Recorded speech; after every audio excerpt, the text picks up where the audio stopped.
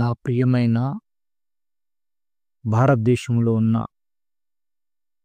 నా సహోదర సహోదరులారా, మరి ముఖ్యంగా భారతదేశంలో ఉన్న క్రైస్తవ దేవుని సంగమా, మీ అందరికీ నా హృదయపూర్వకమైన వందనములు. దేవుడు మిమ్ములను మీ కుటుంబాలను ఆశీర్వదించి దీవించును గాక. ప్రియమైన నా సహోదర సహోదరులారా, ఈరోజు పాస్టర్ ప్రవీణ్ పగడాల అనే దేవుని సేవకుని మరణం విషయంలో, ఆయన చనిపోయిన సందర్భంగా ప్రతి ఒక్క క్రైస్తవ సమాజం ఈరోజు ప్రపంచ నలుమూలలా ర్యాలీలు జరపడం, అలాగే న్యాయం జరగాలి, మాకు పాస్టర్ ప్రవీణ్ గారి విషయంలో మాకు న్యాయం జరగాలి, న్యాయము జరగడానికి మేము ఏ విధంగానైనా సరే మేము పోరాడతాము అని ఎంతోమంది క్రైస్తవ సమాజంలో మన సహోదరులైన వారు మాట్లాడడం జరిగింది.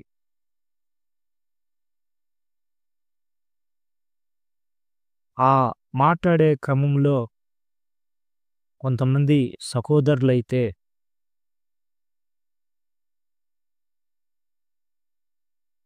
క్రైస్తవ వేతరులను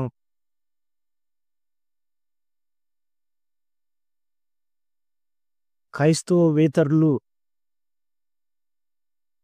చెప్పే మాటల ప్రకారంగానే వారు కూడా మా పక్షమున న్యాయం జరగకపోతే న్యాయం జరిగే వరకు మేము పోరాటం చేస్తాము, అలాగే ఎవరైతే ఈ హత్య వెనకాల ఉన్నారో వారిని విడిచిపెట్టము, అలాగే ఎవరైతే మాస్టర్ ప్రవీణ్ పగడాల గారు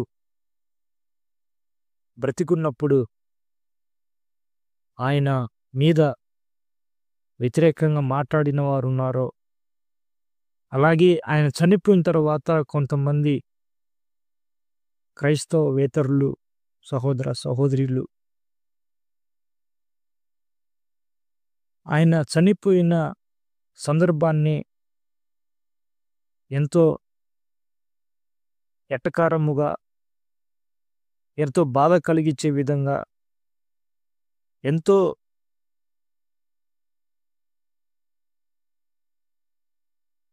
నొప్పించే విధంగా మాట్లాడారు. అయితే వారు మాట్లాడింది ఖచ్చితంగా దేవుడు వింటున్నాడు. వారు మాట్లాడిన ప్రతి మాటకు ప్రతిఫలాన్ని వారు పొందుతారు. కానీ వారు మాట్లాడిన వీడియోలు చూసి క్రైస్తవులుగా పిలువబడుతూ విశ్వాస జీవితంలో కొనసాగుతూ సేవ పరిచర్యం జరిగిస్తున్న సేవకులు అని పిలువబడుతున్న వ్యక్తులు కూడా వారు మాట్లాడిన మాటకు ప్రతిగా వీరు కూడా మాట్లాడడం అనేది చాలా బాధాకరంగా కనపడుతుంది. ఇప్పటి వరకు క్రైస్తవులను ఒక కాయన వైపే మీరు చూశారు, రెండో కాయన వైపు మీరు చూడలేదు. ఇప్పటి వరకు క్రైస్తవులను మీరు ప్రేమను ప్రకటించటమే చూశారు.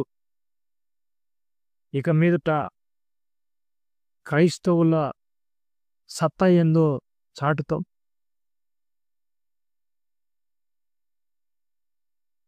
బండ్లు నడవకుండా చేస్తాం రోడ్ల మీద. ఇంకా మాకు న్యాయం జరగడానికి ఏ దానికైనా మేము జరిగిస్తాం. ఎవరైతే పాస్టర్ ప్రవీణ్ గారి గురించి దూషణగా మాట్లాడిన మాటలు ఉన్నాయో, అలా మాట్లాడిన వారు దయ్యాలు, అలా మాట్లాడిన వారు గయ్యాల వారు, అలా మాట్లాడిన వారు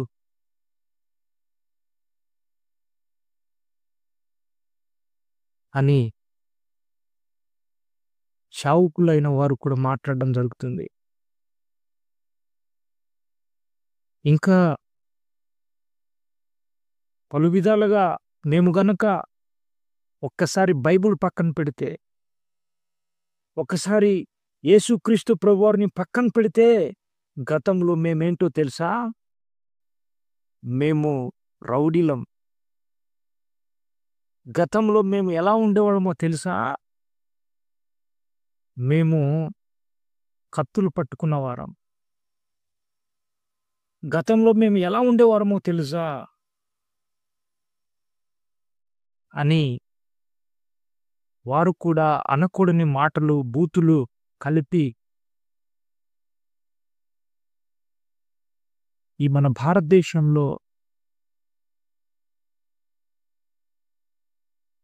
క్రైస్తవేతరులను గురించి మాట్లాడడం జరుగుతుంది. క్రైస్తవేతరులు మాట్లాడినట్టుగా మనం కూడా మాట్లాడితే, మనం కూడా అటువంటి ప్రతిచర్య తీసుకుంటే, ఇక అలాంటప్పుడు మనలో మార్పు వచ్చిందని ఎలా చెప్పగలం? మనం మారు మనసు పొందినమని ఎలా చెప్పగలమండి? యేసుక్రీస్తు ప్రభువారి శిష్యులు హతసాక్షులయ్యారు. సంఘమంతా, సమాజం బయటకొచ్చి ర్యాలీలు జరిపించారా? పోరాటాలు జరిపించారా? న్యాయం కోసము వారు అధికారుల దగ్గరికి వెళ్ళి సంప్రదించారా?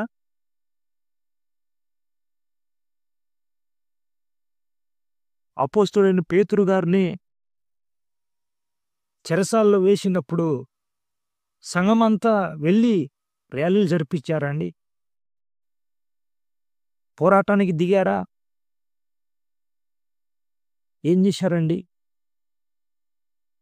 అత్యాసక్తితోటి సంఘంలో ఉండి అపోస్తలుడైన పేతురు గారి గురించి ప్రార్థన చేశారండి. ప్రార్థన చేయడం వరకు మన పని, కార్యం చేసేది దేవుడండి. సంఘం ప్రార్థన చేస్తే ప్రార్థనకు ప్రతిగా దేవుడు తన దేవదూతను పంపించి పేతురు గారిని చెరసాల్లో నుంచి బయటికి తీసుకొచ్చారండి. ఈరోజు క్రైస్తవ సమాజంలో మనమందరము మారు మనసు పొందుకొని, రక్షణ బాప్తిసం పొందుకొని, యేసుక్రీస్తు ప్రభువారి ప్రేమను ప్రకటిస్తూ సమాజంలో జీవిస్తున్న వారం కదా. మరి మనమే ఏమండి మాస్టర్ ప్రవీణ్ గారి విషయంలో పోరాటానికి దిగడం, ర్యాలీలు జరపడం, బస్సులు ఆపుతామని చెప్పడం, రోడ్ల మీద ఏ వాహనం నడవకుండా చేస్తామని చెప్పడం, ఎవరైతే క్రైస్తవేతరులు మాట్లాడిన దూషణ మాటలకు ప్రతిగా మనం కూడా మాట్లాడడం, మనం కూడా బూతులు మాట్లాడడం ఏంటండి? యేసుక్రీస్తు ప్రభువారు మిమ్మల్ని హింసించు వారి గురించి మీరు ప్రార్థించుడి అన్నాడా? అది మనకు తెలుసు కదా.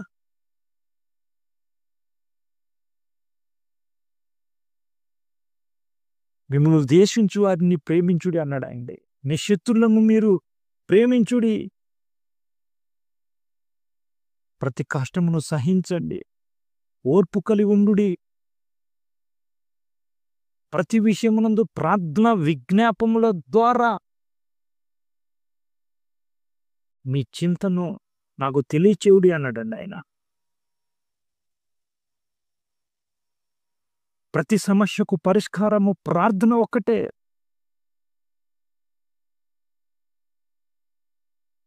దానియేలును సింహభూంలో పడవేసినప్పుడు దానియేలు గారు ఏం చేశారండి? తన దేవునికి ప్రార్థన చేశాడండి. దేవునికి చేసిన ప్రార్థన దేవుడు విని సింహాల నోళ్లను మూయించి సింహపు బోనుల నుంచి దానియేలును రక్షించలేదా? షద్రెక్, మెషక్, అబేద్నెగో వారు మేము ఆ ప్రతిమకు మొరకము అన్నప్పుడు వారిని అగ్నిగుండంలో వేసినప్పుడు వారు ప్రార్థనతోటి విశ్వాసంతోటి ఉన్నప్పుడు యేసుక్రీస్తు ప్రభువారు వారిని రక్షించలేదా? కాపాడలేదా?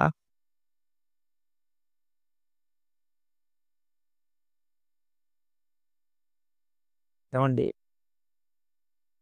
బాప్తిసం ఇచ్చే యోహాను గారి విషయమును మనం గమనిస్తే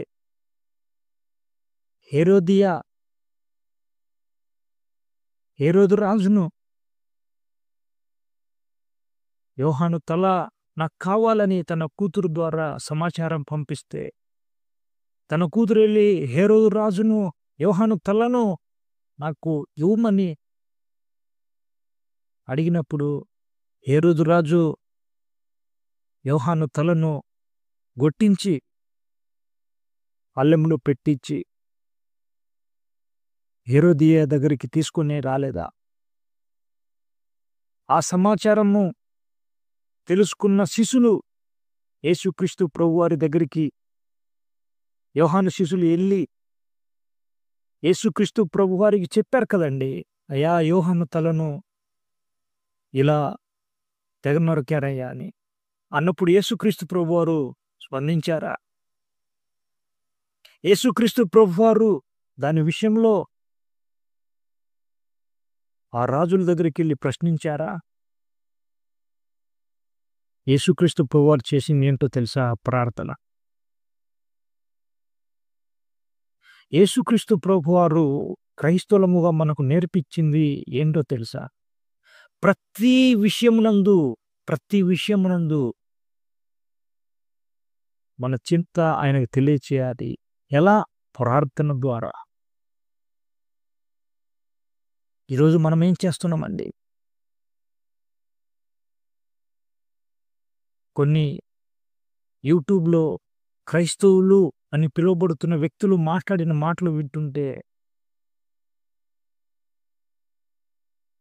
రేపటి దినమున సమాజంలోకి వెళ్ళి దేవుని సువార్త ప్రకటించాలంటే ద్వారాలు మూయబడినవిగా కనపడే పని కనపడుతుంది. క్రైస్తవేతరులకు బాధ కలిగించే విధంగా, దుఃఖం కలిగించే విధంగా మనం మాట్లాడుతున్నాం అండి. పాస్టర్ ప్రవీణ్ పగడాల గారి విషయంలో జరిగిన మరణము అది ఎలా జరిగిందో మనకు తెలియదు. ఒకవేళ క్రైస్తవేతరులే చంపేశారనుకోండి, ఒకవేళ వారే చంపేస్తే వారి విషయంలో న్యాయం జరగాలి, న్యాయం తీర్చాలి, న్యాయం జరిగించాలి ఈ అధికారులు, ఈ రాజకీయ నాయకులని మనం అడుగుతున్నాం. అంటే మన ఉద్దేశం ఏంటి?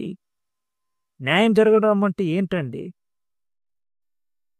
ఆ చంపిన వారు దొరకాలి, దొరికితే వారిని ఉరిశిక్షకు అప్పగించాలి, అంతే కదా?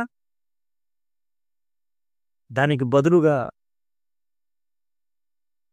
యేసుక్రీస్తు నామం పేరట తండ్రి అయిన దేవునికి మనం ప్రార్థన చేద్దాం. అయ్యా, పాస్టర్ ప్రవీణ్ గారిని ఎవరైతే చంపారో అయ్యా వారికి కృపనివ్వండి, వారిని క్షమించండి అయ్యా, వారికి మారు మనసు ఇవ్వండి అయ్యా. ఎవరైతే ఆయన మరణం వెనుక ఉన్నారో వారు త్వరలో మారు మనసు పొందుకొని అయ్యా ఆయనకు ప్రతిగా నీ రాజ్య సువార్త ప్రకటించడానికి వారిని మార్చండయ్యా అని ప్రార్థన చేయండి.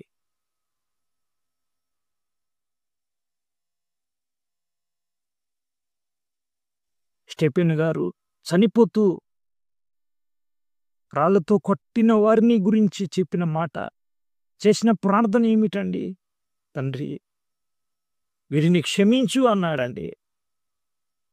క్రైస్తవులముగా మనము కూడా క్షమాగుణం కలిగి ఉండాలి కదా! అవతల వారు మాట్లాడినట్టుగా మనం మాట్లాడడం సబబా? అవతల వారు చర్యలు తీసుకుంటున్నట్టు మనం చర్యలు తీసుకోవడం కరెక్టేనా?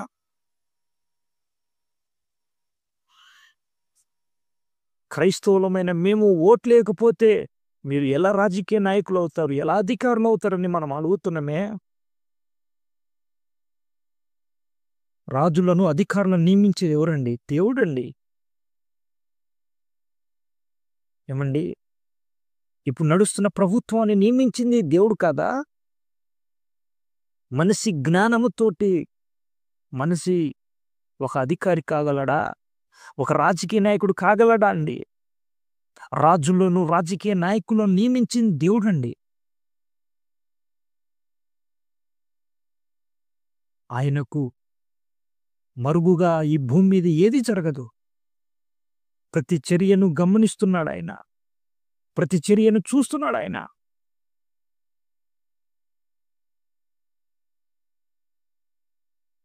మీరనొచ్చు, ఇలా మాట్లాడుతున్నారు కదా, రేపు పొద్దున్న మీకే ఇలా జరిగితే ఇలాగే మాట్లాడతారా అనొచ్చు మీరు.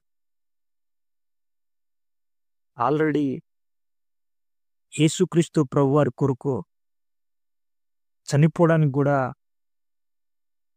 సిద్ధపడే ఆయన నమ్ముకొని ఆయన శవపరిచయలోకి నేను వచ్చానండి. ఆయన చిత్తమైతే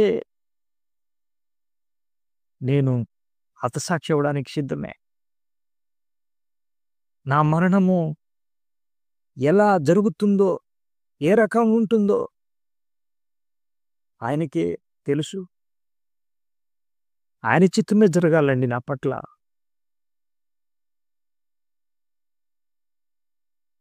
ఎంతోమంది మన భారతదేశానికి క్రైస్తవ మిషనరీలు వచ్చారండి.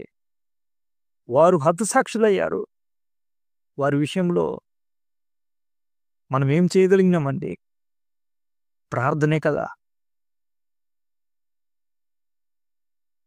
ప్రియమైన సహోదర సహోదరి, దయచేసి ఆలోచన చేయండి. ఇంకొక విషయం, ఈ పాస్టర్ ప్రవీణ్ పగడాల గారిని క్రైస్తవేతరులు వారే చంపారని మనము నిర్ధారణ తీసుకొని వారి మీద నిందలు వేస్తున్నాం. ఎందుకని క్రైస్తవులు కూడా అందులో పాలిభాగస్తులు కాదు అని మీరు అనుకుంటున్నారు? క్రైస్తవులు అంటే క్రైస్తవులుగా పిలువబడుతున్న నామకార్థపు క్రైస్తవులు కూడా ఎందుకు ఆయన మరణం వెనుక ఉండరని మీరు అనుకుంటున్నారండి? ఈరోజు ఒక సేవకుడు అంటే ఇంకొక సేవకుడికి పడదు. ఈరోజు ఒక చర్చికి వెళ్ళేటోళ్ళు ఇంకొక చర్చికి వెళ్ళరు. ఈరోజు మా సేవకుడు గొప్ప, మా సంఘం గొప్ప, మా సిద్ధాంతం గొప్ప, మేము నమ్మే భక్తి గొప్ప, మా చర్చి గొప్ప అని ఈరోజు వ్యక్తిగతంగా అవతల సేవకులను ద్వేషిస్తున్నవారు, దూషిస్తున్నవారు, వారి గురించి చెడ్డగా ప్రచారం చేస్తున్నవారు ఎంతమంది లేరు? అంతెందుకండి, నా విషయానికే వస్తే దేవుని రాజ్య సువార్త ప్రకటించడానికి నేను ఒక గ్రామంలోకి వెళ్తే అక్కడున్న సేవకులు అని పిలువబడుతున్న వారు, ఇంకా అక్కడున్న సంఘ పెద్దలు, ఏమండి, నాకు ఫోన్ చేసి ఎలా బెదిరించారో తెలుసా? ఎలా మాట్లాడారో తెలుసా? రేయ్, నువ్వు గనక మా గ్రామానికి వచ్చి సువార్త ప్రకటిస్తే నీ కాళ్ళు చేతులు ఎర్రకొడతాం రా. నువ్వు దారిన సువార్త ప్రకటించడానికి వెళ్ళినప్పుడు రాత్రిపూట నిన్ను గొడ్డెలతో నరుకుతాంరా, నిన్ను చంపేస్తాంరా. సేవకులు అనే స్థానంలో ఉన్న వ్యక్తి మాట్లాడే బూతులు ఎలా ఉన్నాయో తెలుసా? అది నేను నా నోటి మాటలతోటి వివరించలేనండి. స్వార్థానికి సేవ చేస్తున్నవారు, అధికారం కోసం సేవ చేస్తున్నవారు, పేరు కోసం సేవ చేస్తున్నవారు, డబ్బుల కోసం సేవ చేస్తున్నవారు ఎంతోమంది క్రైస్తవులు అని పిలువబడుతున్న వారిలో లేరా? వారు కూడా ఆ పని ఎందుకు చేసి ఉండరు అని మీరు అనుకోకూడదు. క్రైస్తవేతరులే అలా చేస్తారని మనం ఒక నిర్ధారణకు వస్తే ఎలా? క్రైస్తవులు అని పేరు పెట్టుకున్న వారు చావనైనా చేస్తారు కానీ అటువంటి దుష్కార్యం చేయరని ఒకవేళ మీరు అనొచ్చు. మరి నా విషయంలో నన్ను బెదిరించిన బెదిరింపులు ఎలా వచ్చినాయండి? ఈరోజు యూట్యూబ్లో మనం చూస్తే ఒక సేవకుని మీద ఇంకొక సేవకుడు, ఇంకొక సేవకుని మీద ఇంకొక సేవకుడు, ఇలా విమర్శలు జరగట్లేదా? ఇలా కొట్లాట్లు పెట్టుకోవట్లేదా? అసలు ఆలోచన చేయండి దయచేసి. ఎవరి గురించి కామెంట్స్ చేయొద్దు, ఎవరి గురించి ఒక నిర్ణయానికి రావద్దు, ఎవరిని గురించి దయచేసి మనము దుష్కార్యం కలిగిన మాటలు మాట్లాడకూడని దూషణ మాటలు మాట్లాడకుండా జాగ్రత్త పడదాం. మనం చేయాల్సింది ఏంటంటే ప్రార్థన ఒకటే అండి. యేసుక్రీస్తు ప్రభువారు మనకు నేర్పించిన గొప్ప సత్యం ఏంటంటే మన శత్రువులను మనం ప్రేమించాలి, హింసించే వారి గురించి ప్రార్థించాలి. కుడి చెంప కొడితే ఎడమ చెంప చూపిమన్నాడు ఆయన. వాక్యాన్ని మనము అనుసరిస్తే చాలండి. దయచేసి అన్యుల వలె, క్రీస్తు ప్రభువారిని నమ్మని వారి వలె మనం ఉండకూడదు. మనలో మార్పు రావాలి. మనము దయచేసి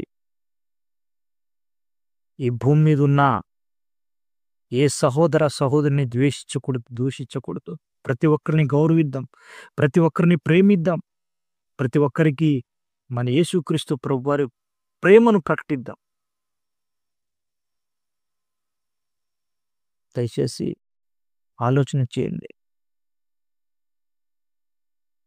నేను మాట్లాడిన మాటల్లో మీరు బాధపడే విధంగా ఏమైనా ఉంటే దయచేసి నన్ను క్షమించండి.